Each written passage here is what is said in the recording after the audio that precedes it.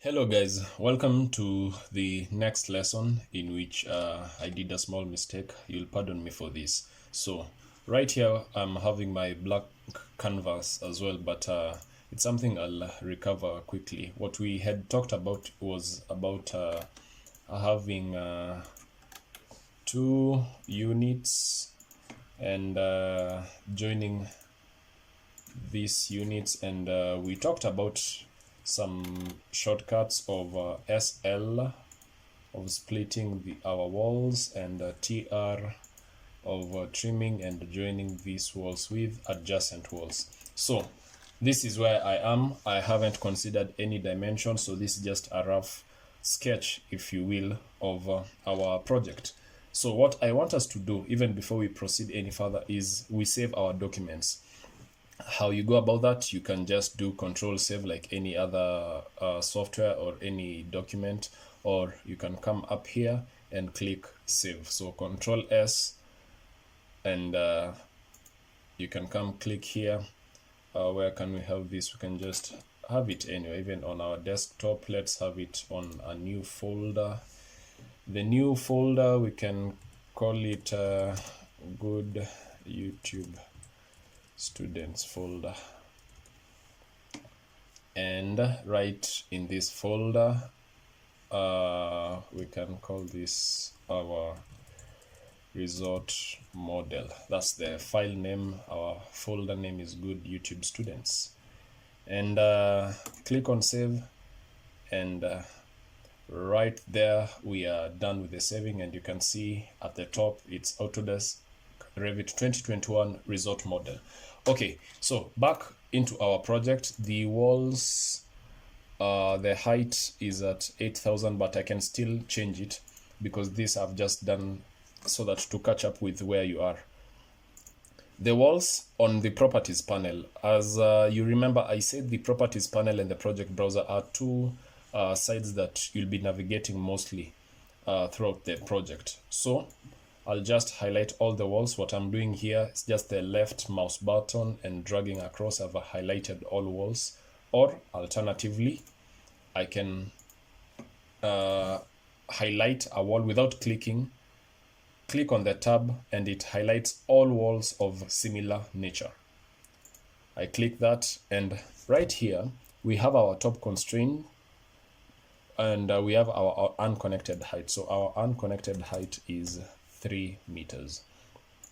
So once that is done, I don't want us to delve into the dimensions right now. What I want us to do is to go to the south elevation first. Just click on the south elevation, and right here we are seeing our model here, the 3 sections, and I want us to rename this part as the ground floor, and I want us to rename this level 2. You just click on where it's written level 2, and you can call that roof, and change the roof height to 3,000, so it is at the same height with our walls.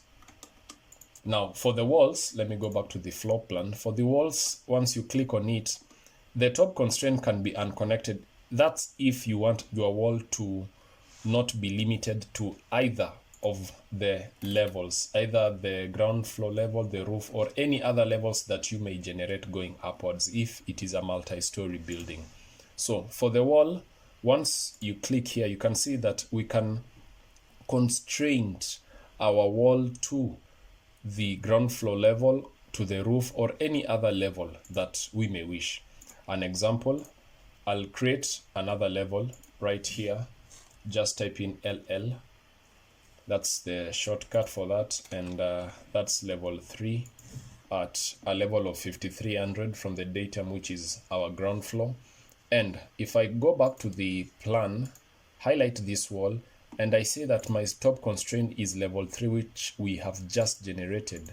If I go to the 3D, you will see that one of the walls, which is this, has gone up to level 3. If I say that this, I want it to constrain it to the roof level at 3,000, you can see it has gone down to its original position. So that was just a demonstration. Let me do Control Z to undo everything, and now I believe we are good. Maybe I can just delete this if it didn't delete. So now let us talk about this project.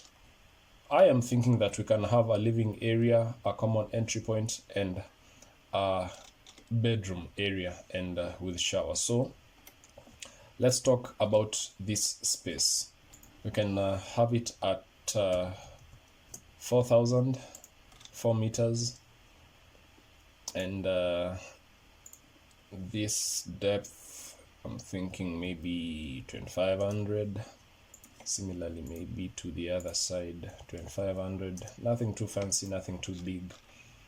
And for our entry porch, maybe we can have it at maybe 2500 still. So yeah, this will be affecting. Let's control the entry point. So let's have it as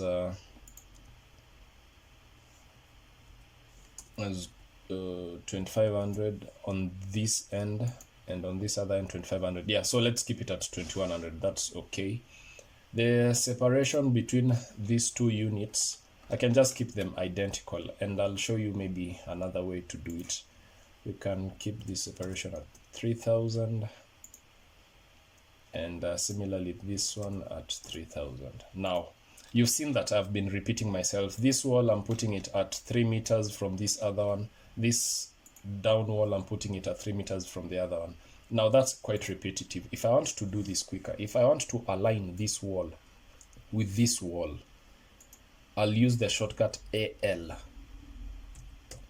which is our align tool. And you can see if I come to the wall, it highlights the line work of the wall. So I'll click on this wall, and the dotted lines that appear prompts other elements to align with the highlighted marker. So I click on that, and I have the option to lock it.